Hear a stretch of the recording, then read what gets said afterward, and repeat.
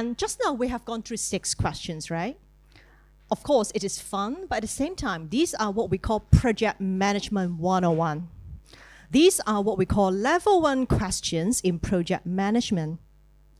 These questions, if answered, will give your project manager some structure to do the project, right? Remember, we talk about, hey, is it business as usual? Is it really a project? Do we have a start and a finish? Or do we have a scope creep? Or do we have any delay? What kind of internal support or external support do you need? We talk about the project charter, right? Your true north, right? That you need to go back and again to see what are the objectives and also the different details that you need to follow through in your project.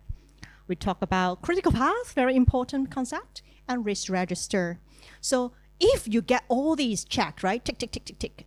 It gives you what we call process quality. That means that things can't go too wrong. Okay? So these are level 1 question. But here, we are not aspiring to become a project manager, right? So we don't come here to become project managers. We come here we come here because we want to help our teams achieving greater project success. We want ourselves to be better project leaders. So this is the only project 101 you would hear today. We will not talk anymore about project concepts. These are the only concepts that we will talk about, and you learned already anyway. And for the remaining of today, we will focus a lot more on asking the right questions to your project managers or project team, so then they can be guided to project success. Are we good? So we don't do the nuts and bolts of project management, which is fun. Otherwise, it's going to be a lecture. Cool. And the humble goal today, well, for me, is that everybody walks out being and becoming an even better leader of your organization. Okay? So you become an even better leader. Cool? It's me. I look better in person, I hope. And no. It's so funny. When I crack this joke in Korea, nobody laughs, you know. And then I crack the joke on K-beauty, nobody laughs, you know. People don't laugh there. People are so serious. So my name is April Tai. I have 20 years of project experience in product development, commercial projects, and corporate transformations. And I'm now working with Project Management Institute. Project Management Institute, PMI, is a US non-profit organization. It's a global organization founded in 1969. And this organization, you know, purpose is that we want to maximize project success to elevate our world. So this is why I'm here today. I'm helping everybody here to maximize your project success so that you can elevate our world.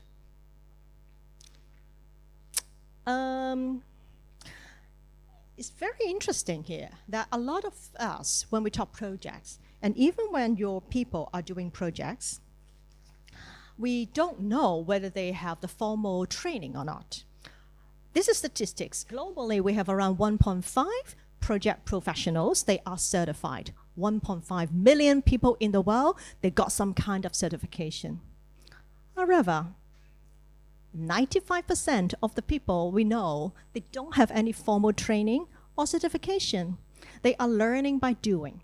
And a lot of your project managers or project leaders in your organization, they are from this family, right? They don't have any formal training. And that's why we need to think of some ways to help them. Thanks. But with the introduction of technology, and in particular Gen AI, we have a very good chance of helping our project managers to catch up. McKinsey in 2023, they did a study of the impact of Gen AI. And they said that around 60 to 70% of our people's work can be done by AI. Okay, that's good.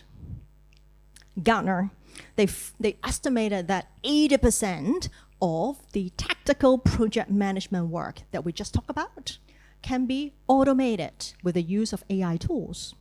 So technology is helping a lot, right? And in the PMI latest study, around 60% of people who are using AI tools very frequently reported significant positive impact to the productivity gain. So meaning that it is working, technology is helping, and with that, you don't need super project manager. You don't need certified project manager. You don't even need your level 1 questions, right? Because if your people can use the right technology, they will have, find their ways to doing the project. They will find the right template, the right method, and you can guarantee they have certain process quality. Then what are we going to do here, right? As project leaders, as leaders of the organization. Okay. Errors, good. So then this is another interesting studies. We have asked 55,000 questions to 10,000 respondents and have conducted 150 interviews. Good. So we did a study, right? And this is the finding. And when we ask people, hey, what's project success? Usually, remember we talk about the triangle, triple constraint. You have time quality, budget quality, and scope quality, right? It's very interesting. The feedback is that no, this is not what we call project success. Project success is defined by the effort, the value is greater than the effort and the expense. Value is here. What does it mean? Value is very subjective, right? Value is about what it means to the stakeholders. Value is about how the person is perceiving that they are getting out of this project. So it means that as a project manager, we need to think beyond just time, cost, and quality, time, cost, and scope. As an organization leader, we need to think about, hey, what exactly is the value we are deriving, right, out of doing this? What is the value we are driving? What is the value we are going to deliver? And it's also very interesting finding that we look at the process success rate, right? Globally, we surveyed 10,000 people, right? They told us that only 48% of the projects are successful. 48%. That means 2 out of 1. That is very bad. There's a lot of waste, right, in the whole process. And this is not something we want. And we are thinking of how can we increase the project success rate. And very interestingly, here we talk about net project success score, right? Don't worry too much about this for the time being. Just remember that when we look at the whole, 10,000 respondents, we calculated that, the success score globally is around 36. Today, what I'm going to do is to give you some levers or some areas that we can focus on to greatly improve that project score, okay? So what I'm saying, I'm showing you the slide is that, we are doing this from a very scientific point of view, okay? Cool. Are you ready for level 2? Don't worry, we're not going to do quizzes anymore, okay? Everybody, stay calm, get your coffee, get your water, no more quizzes, okay? People look at me and say, this woman nuts, Are we walking around? Okay, good. So, story time. I don't have a prompter, so I need to check my notes. It's story time. So for the remaining of this afternoon, you're going to listen to 3 stories. And they are related to the very important aspects of project leadership. And the first aspect is aligning project goals to key stakeholders' goals.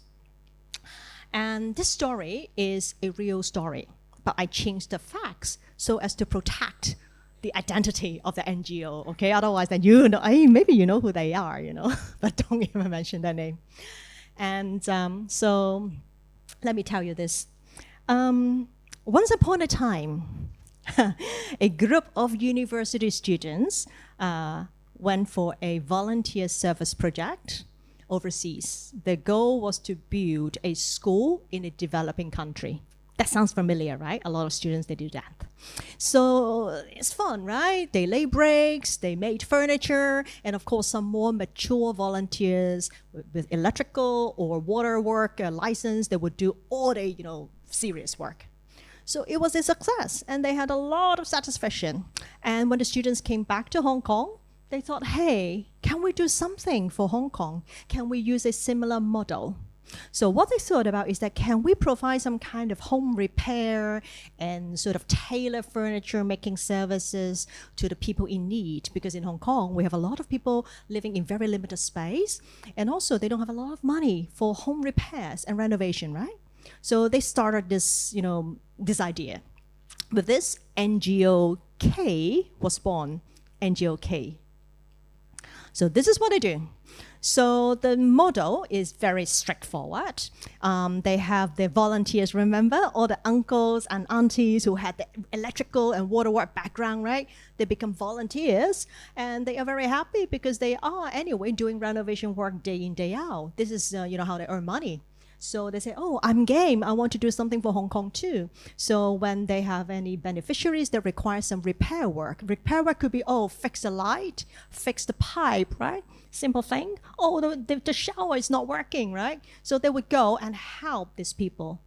And a lot of these people are living in the partitioned units, Tong Fong, and also some elderly people. They can't, even though they have the money, but they can't climb up the ladder, right? So you can't expect them to change light bulb by themselves. Simple thing as changing light bulbs. It's good, and then it was a very good service. They have a lot of requests, and everybody was happy because they are really helping people. And again, about the project goals is to provide home repairs and small renovation service that can help the most people in need, right? So it was good. Money is quite evil. The government gave a lot of money on tech projects. And once you start having a tech project, then people start thinking apps, right? This NGO started to think about, hey, we want to do a project. We want to build an app that provide a service to the people who want to donate the furniture. Nothing about repair, nothing about making it sort of a tailor to fit a nano fat, right? So I'm gonna, use an app. I'm gonna, let people book and then deliver the furniture to the people in need, right? So when they started this project, they didn't bother to check with the volunteers and the beneficiaries. They thought it's good and there's money on the table, right? That's fine. But then once they wrote it out, then everybody was not happy. The volunteers, remember, they are renovators, right? They do work, but then this one they have no role in this ecosystem, correct? And even for people who can drive, they can deliver the furniture, but it's not the same level of satisfaction they got when they fixed the pipe, right? Or the light bulb for the elderly person. So the volunteers were not happy. The goals were not met in this new project. Taking a look at the beneficiaries, they were not happy because they have a lot of challenges finding the right furniture, If you put up something online, right, then it could be the wrong size. It could be that they also need to bear the transportation costs, right? So the beneficiaries were also not very happy. Interesting enough, this project, KPI, we talk KPI, was only about how many times the app was downloaded. Because of very clever marketing, the app was very popular when it comes to being downloaded. But when it comes to usage, it's very small. So it hits all the KPI, right? The traffic, downloads, but it doesn't really provide a needed service to the people. So this project, the service never truly took off, to be honest. And very soon it died. And this particular organization, NGOK, has not only got one of this project, they got actually quite a few of these projects, and they were not aligned to stakeholders' goals. And ultimately, very sadly, this NGO ceased to exist. Yeah, it's a very sad story. But that tells us something. You have a group of very passionate volunteers and founders, right? It has its meaning, right? It has a purpose. It gives value. But the project's goals are not aligned to stakeholders' goals. So I think that is something that we need to bear in mind when we are doing projects. This is the question they should have asked. What would this project help deliver? You just ask a volunteer, how would this project help deliver your goal? Ask the funder, how would it help deliver your organization's goal? Ask this question again and again when you are starting a project or during your project, right? Ask this question because people's mind can change too, right? You can change your mind in ABC. They can change their mind too. So even though they say that I'm keen, I want to do repair work, it could be always too much. Then we need to think about service delivery very differently. Just now I talked about that, the global project score is so low, right? 1 out of 2 failed, that sucks. Yes, but at the same time, we have ways to improve project success. And interesting enough, measurement system is having a multiplier effect of 7.2, meaning that if you have the right measurement system in place, you can increase project success by 7 times. That's a lot. But in order to do good project measurement, we first need to find the right things to measure. In the example I gave you, the app download is not the right measure. It doesn't give you the right value, right? So we need to, first of all, understand what the key stakeholders want, and then work out the success metrics accordingly. Then you can measure. Otherwise, you're only measuring the wrong things. All good? It's the story. Remember, So this is one of the stories, but I am sure you want more, right? Now may I invite my esteemed panelists to come on stage, and then we can do a little bit more sharing about aligning project goals to key stakeholders' goals. So we have Judy, Marcus, and Victoria.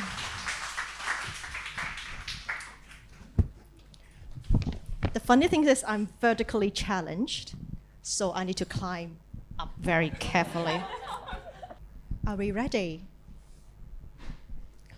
We are running very good timing, so I think we can talk a little bit more. So before we start, let's dive into, before we go in, diving into the goals, right? I think it's important that our audience get to know Victoria, Judy, and Marcus a little bit better. So my first question is, how do you see your role as a leader when it comes to overseeing projects in your organization? Victoria?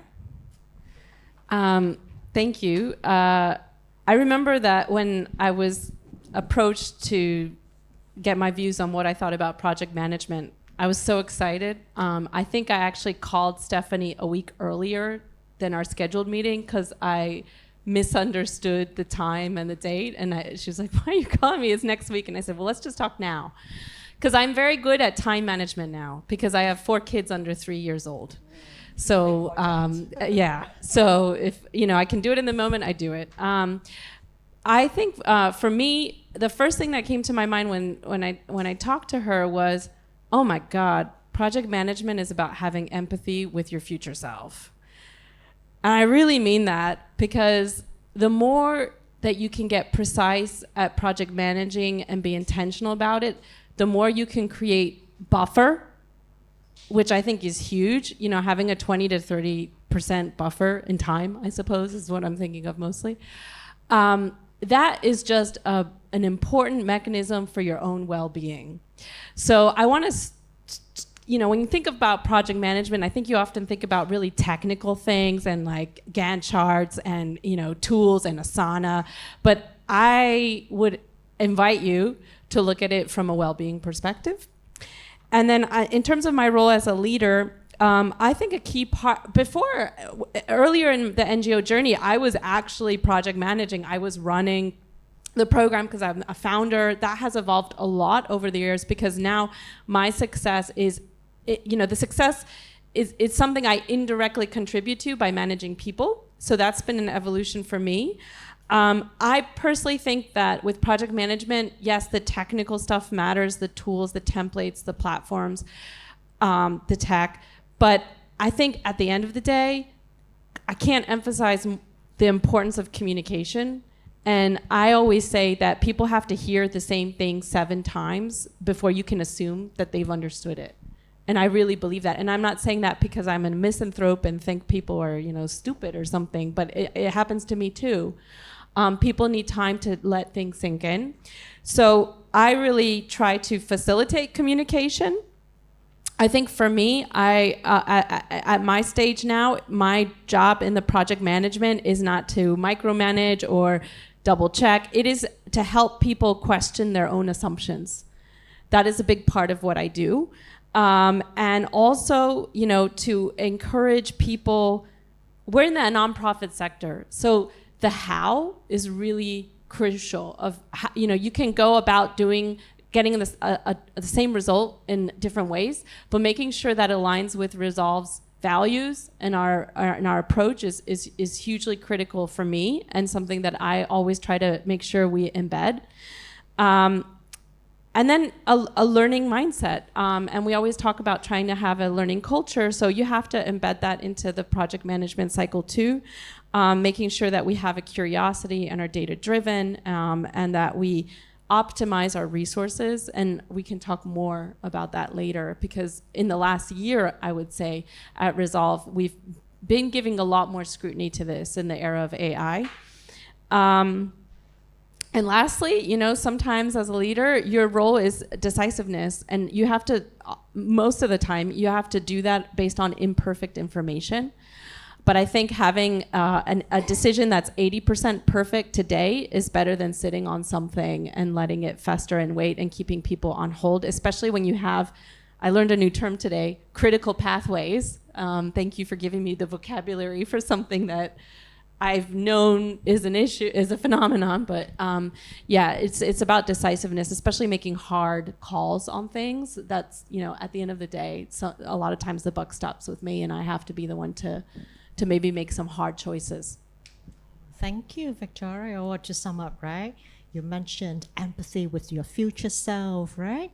Because I was saying it's also related to the second point, that it's not only technical, it's really about people. It's how you manage things, and also yourself. And you mentioned about saying the same thing seven times, but it could be in different ways, right, to get the message across. And lastly, being decisive. Thank you, Victoria.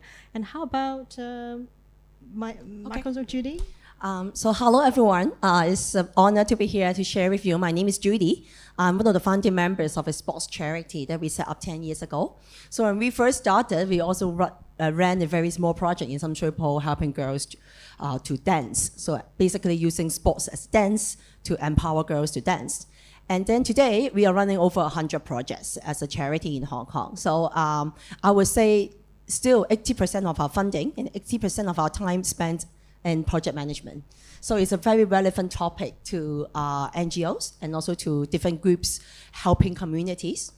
And I think as a SPO, as someone in charge of projects, I think we have a very special role. And that role is about make sure your good intentions are being implemented in a way that are not doing bad results for the people. So we want to make sure that our good intentions are being implemented in a very cautious way. You don't want to distort your original purpose of initiating a project helping the community. And in Chinese, we say 好心做壞事, right? We don't want to implement a project that eventually not just not having a good intention for the people, but you are doing harm for them. Say, for example, we are running sports program for young people. We are really cautious about child protection, right? Because we want to have these sports classes for children, but we also want to ensure that these sports classes are of good quality, are protecting our children, that they do not come to our classes suffering from bullying, suffering from sexual harassment, right? So I think as a chief responsible of different projects, you also need to think of the perspective of risk management. You might also want to think of how different stakeholders will interact with your project beneficiaries and how would different risks happen, and you assess the risk, you manage the risk. And it sounds a bit pessimistic, right? Because you're doing a project, it should be exciting, it should be helping people, we should celebrate the success. I'm not ignoring that part, but I'm saying that as someone you are responsible for project management, or you want to empower your team to do project management, maybe you can be the bad guy a bit more, tell them about the worst case scenario, tell them about, what would happen if the weather is going unwell, So I think the role could be quite special as a leader of a project management. Yeah, give them some tough love, right? Quiz them, level 1 questions. Exactly, like quiz them. Cool, thank you, Judy. Marcus. Great.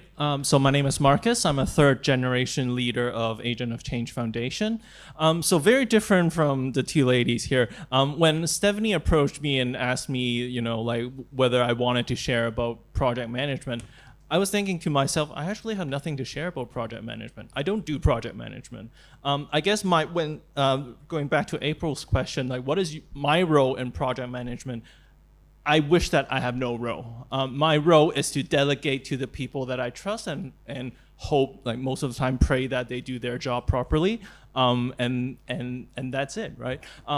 I feel that like as an organization leader, if I'm actually involved in projects, if I'm doing projects, then I'm actually not doing my job right. I have other things to tend to. I have the organization continuity or organization planning things that I need to do. So my role, I guess, is to prepare or create an environment that my team can properly operate in, that they have the clarity of what needs to be done, they have the resources that they need to do their job properly, and when they need help, then they know who to go to, or I can refer them to certain specialists or external parties or other supports. So I guess a long answer to the question is I try to have no role. I guess my role is to create that environment, align resources, have the right people in place so they do their job, and then I could do my own job. You don't have a specific project role, but you're the sponsor role we talk about, right? So giving them the support internally and externally, right? Is really very important leadership question. Thank you, Marcus. And let's talk a little bit about aligning project goals to stakeholders' goals here. And of course, aligning, right? You need to communicate a lot. So what's your approach to aligning and communicating with funders? Funders, very, very important. Your team and other key stakeholders. Who would like to go first? Sure. So I guess there is no good answer or magic answer to this. I think it's for us, we go with a lot of transparency. We would rather over communicate. We would rather overshare. And I think by doing that, we wanted to communicate that we're on the same team. Even the funders, ourselves, our project team, our volunteers, our beneficiaries, some of the external partners, we're actually all on the same team trying to do the same thing. It's just that we bring different things or different resources to the table.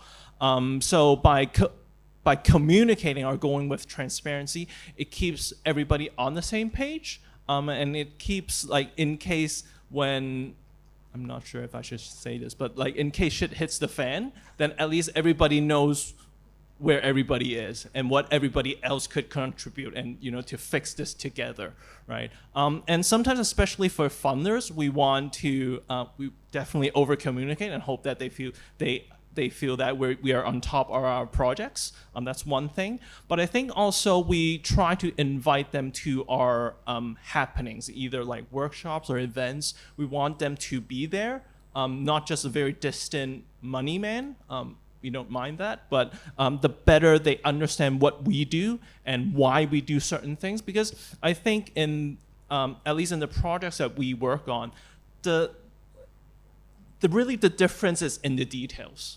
I'm sure it's the same with Judy and Victoria, why we design our programs a certain way, why we need to put certain people in certain places to either to safeguard things or to add that a little bit extra care, extra love. Those are the details that I think funders might not easily understand from, let's say, a paper report or just a photo. They have to be there. They have to see the faces. They have to meet the people that we're serving, that we're actually all of us trying to serve, to feel that. So I think having them understand as much from the papers or from emails or from reports, that's great. But having them on the ground, seeing us work, seeing things in action, that's also one thing that we really trying to drive. Thank you, Marcus. Maybe I can talk about the alignment with our staff members. I think staff members are key to project success because they are the executors. Of course, I agree with everything Marcus said. The funders' perspective is very important because they are the funders. They understand their targets. They want us to execute a project according to the proposal. But if you look at the reality, there must be some differences between the executed project and the proposed project. And usually it's controlled by the project managers, the staff members. So from our experience, when we start the project, we will host a project orientation meeting. So our staff members, project in charge or project executives, they will be in the meeting. And we look at the KPIs and the project proposals together and ask them, lead by asking, right? Ask them, what are the KPIs that you are most uncomfortable with? What are the KPIs that you think is unrealistic? You know, the fundraising team thinks it's an excellent KPI, the donors love it, but you, as the executor, as a frontline worker, you think this is totally nonsense. Tell us, you know, tell the SPO. I think that's very important staff communication. I have an example. So when we had a long-term donor, when we renew the project every year, they change their target and KPI, everything, because they think, you know, it's good to have some new elements. And we totally agree with that. When we come to project staff, they will say, okay, last year we were doing these 4 districts. This year we have to do a brand new 4 districts. We really worry about recruitment, you know, and the target is higher. Let them share their concerns first and guarantee them that, you know, you are helping them to get all the resources. We have new districts to focus. Maybe we can get new network for you. Maybe we can send new leaflets to new district leaders. Tell them what we can do together. And then more importantly, tell them actually we can talk to the funders. You know, after executing the projects, if there are problems, guarantee the staff that we can host a donors meeting. We can call the donors and have a discussion, and we did have that. So for that particular project, we moved to Dongchong district, and then we could not recruit the young people from Dongchong. We could not. So we could recruit young people from the other 3 new districts, but we could not recruit enough young people from Dongchong. And we were quite worried because the donors really love Dongchong and really want us to focus on Dongchong. And the donor actually has a shopping mall in Dongchong. So we are very worried, and the execution staff, they are also very worried because they are very concerned that they will be the one, you know, making the projects unsuccessful in renewal because of such a district problem. So we actually talked to the donors. We explained why we did not want to focus on this particular district, and we also wanted to explain why we suggest a new district and explain what have we done already for that particular failure in achieving that KPI. And in the end, the donor agreed to change district, and we had overwhelming response from another district. So I think it's good to guarantee your staff that we are on the same boat, that we talk about this experience together. And last but not least, we also share this experience with the wider team. So it's not just the project staff who have experienced this kind of like challenge or, you know, struggle in their heart, but we share it in the team meeting, that we congratulate and we share the success of changing a KPI or not achieving a KPI. I think that's also very important in project management. Yes. Well, thank you, Judy. That brings out the negotiation aspect to the sponsor or leader role, right? Our role is to negotiate a lot, communicate a lot. Thank you very much, Judy. And Victoria, anything to add to this?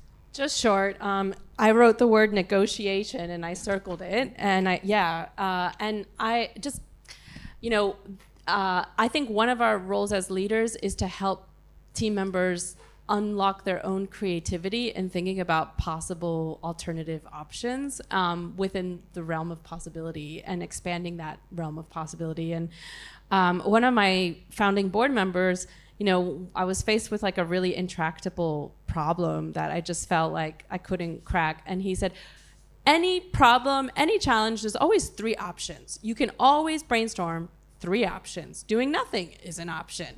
And it, you know, just having that kind of mindset. So it resonates with what Judy says. I did want to share a success and a fail, or maybe a success in the making.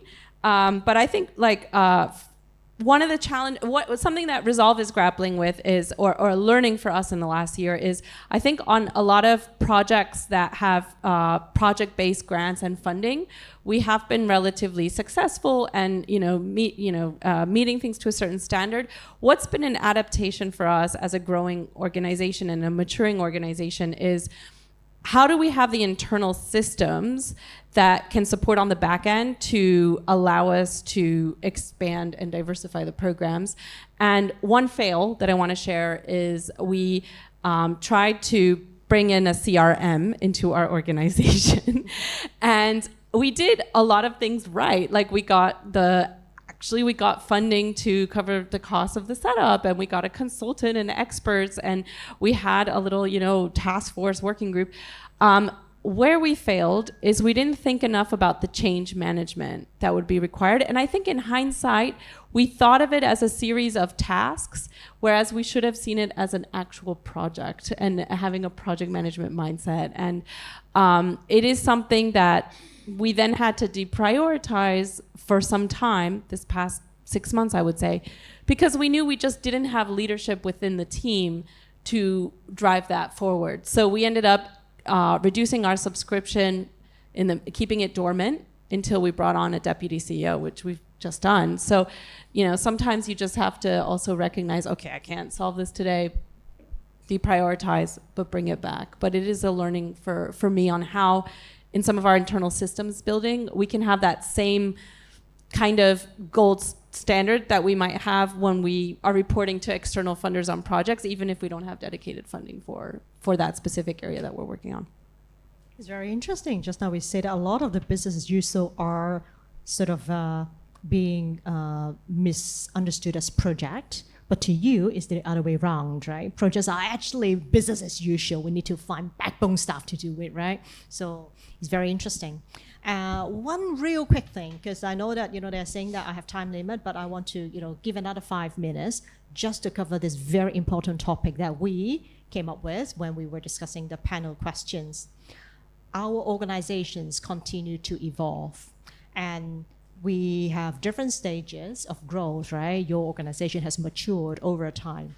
How does it impact on your project leadership, and how did you bring your stakeholders on board during the different stages of your organization growth? Okay, so in the first year of Resolve, because I am the founder, I was doing everything, and I always thought of it as like a dragon, and that no one knew the full dragon. I had different volunteers coming at the back, and I had at this point of the dragon and this point, but like the whole dragon, that was a very lonely feeling. Things have gotten better since then by quite a bit, but the more time passes, the less I understand how we actually project manage that first year, but we did.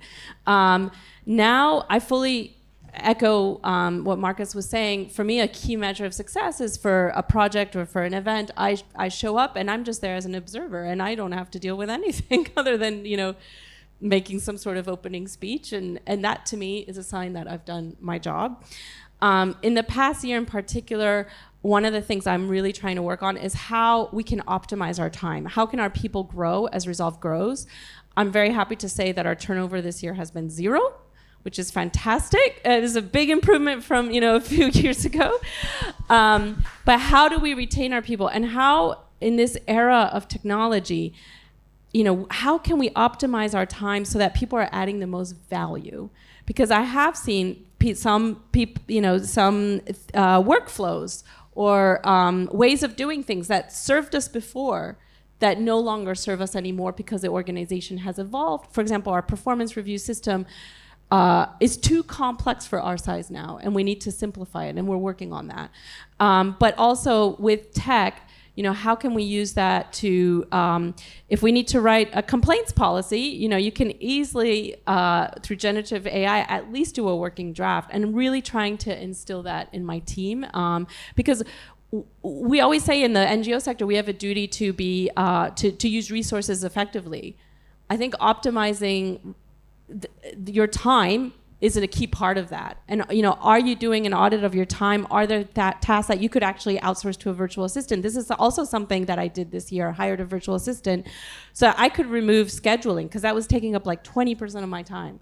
So these are all things that I think we have a duty to think about how we could do better, and also try to get buy-in internally and externally from funders as well. So I guess quickly, I did mention that I'm a third generation leader of my organization. My organization is coming up to its 10th year. So what we're facing is that we do have some good bits. We also have a lot of legacy issues. We're a very small organization with a big ambition, very broad focus. What does that mean is that we're all over the place with the projects that we get ourselves into, with the relationships that we're building, the partnerships that we cultivate. And my role right now, what I'm trying to do is consolidate things a little bit so that we have an easier story to tell to different people. And that hasn't been easy. In the notes I wrote that it's like doing an open heart surgery on a roller coaster. And it's very difficult, right? And I guess like maybe fast forward 1 year, maybe I have more wisdom to share. But right now, I guess what I'm trying to do is again being very transparent with both the board members, with my own team, with the volunteers, with basically friends of our organization, people that care about us. I want their opinion, or I want their input on what they think we should be, or where the position that we should occupy within the society, within this industry. And I'm surprised, I'm pleasantly surprised that people are actually very willing to share and chip in and give their opinion and to help. So if you're also on that journey, I do encourage you to reach out and talk to people. So, wow, I can hear that, we have a lot of interesting stories to tell, but now is the time to open it to the floor so then they can ask us some questions. So anybody got any immediate question to ask our panelists? Again, we have 3 panels today, 3 sessions, and we have Q&A this round and also the last round. Any immediate question from the floor?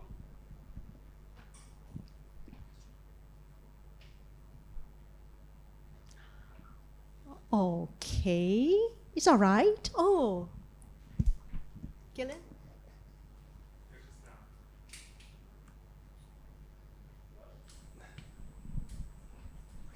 It's okay now. Yeah. So just now, I think April also shared a lot of projects could able to do much better with measurements.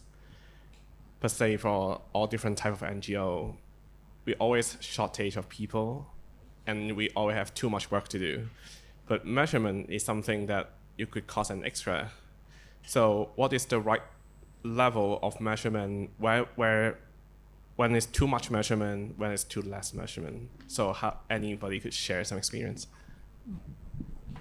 Maybe I can go first. I think it actually goes before project management. It goes beyond project management. So when you are negotiating with your funder, maybe at that point you can start thinking about how many measurements you could promise your funders. Let's say, for example, I'm currently negotiating a project with the Hong Kong Jockey Club, and they are very focused, very, very focused on impact measurement now, given the new leadership. So they are giving us 3 additional surveys on top of the original survey we asked our project management team to execute. And then I told them, look, now it becomes 200 questions for a young person to fill after joining an activity for 30 hours. Do you think it makes sense? And then, the HKJC team would go back and discuss and come back to you and say, yeah, 200 questions doesn't make sense. So maybe we could shorten it. Maybe we could ignore one of a few surveys. So I think there's a negotiation room when you first talk to donors. Before going to the project management stage, you better negotiate with your donors to decrease the number of indicators. I'm not saying that the indicators are not important, but try to put them in the shoes of the beneficiaries. How can they picture what kind of data the beneficiaries need to fill? Let's say if they need to fill 4 surveys, they won't be giving valid data, right? So try to put them into their shoes. And then, and also promise something that they might not think of. Say, for example, maybe we can introduce a control group, but then we don't survey every of our beneficiary. So we can introduce them new methods for impact measurement. And when you go back to the project management team, also tell them that how you could support them with the impact measurement. Say, for example, as an organization, you can always involve volunteers to help with the impact measurement data input. Say, after the boys filling out the surveys, when the surveys results comes in, you can employ a part-time or employ a volunteer to do your data analytics first, using Excel, using text. And then your staff are only responsible for the very last part, putting that result in the report for funder, or putting that result as an open discussion among the team to discuss how to further improve that data. And it's not only about data, right, impact measurement, it's also about stories. So we can also outsource or partner with organizations that are very good at storytelling. Say, for example, some of the filming crews, some of the production houses, some of the marketing agencies, so that they can also help you to release the workload of your staff to talk about the impact measurement, to look at the data, so that they think it's part of the project that is having fun, but instead of it's only about the reporting all the reporting data. Thank you, Judy. Anybody has something to add? Our NGO actually was sitting on too much data and not and then you're like, well, how are we actually using this? You know, why are we collecting? So the why question, like, why are we doing this? And we went through, when I got back from maternity leave this year, we went through a big exercise to create a consolidated impact dashboard. That took us quite a bit of time because we'd always done impact reviews on an annual basis. So we had all these individual annual reviews, but we hadn't actually done a cumulative one since we had started. And really thinking also, I felt like a lot of the indicators we had were what I called internal monologue. Like they only make sense to us the way we explain it. To others, they don't. And so we needed to simplify that. On the resourcing question, because I think that's ultimately what you're getting at. In our project budgets, we always allocate anywhere from 5% to 10% towards impact assessment in a project budget, especially if it's a new pilot project, we would allocate more. That has served us well. Where has it been a challenge is we have we often then go to impact assessment consultancies or service providers. There are two things that I struggle a little bit with that is we have all these different theories of change for these project by project. But what's the unifying theory of change for the organization? And what are as we diversify our portfolio, what are maybe if you're really hard pressed to talk about the NGO in 3 minutes, what are the 3 data points you're gonna relay? Those are then ultimately what matters. So how can we actually distill down and simplify? And this is something that we're giving more thought to now. And we're really also blessed because we do have one funder that is giving us some funding to do a comprehensive review of one of our signature programs over the last 6 years. And that's giving us some time to step out and look at the big picture internally. Good. Well, thank you very much. Very good question. I'm sure that our audience has a lot, in their mind already. Let's get some time to discuss at the table. I think it's very important we hear from each other. So, Stephanie, would you come on stage to help us with the first group exercise? Happy to.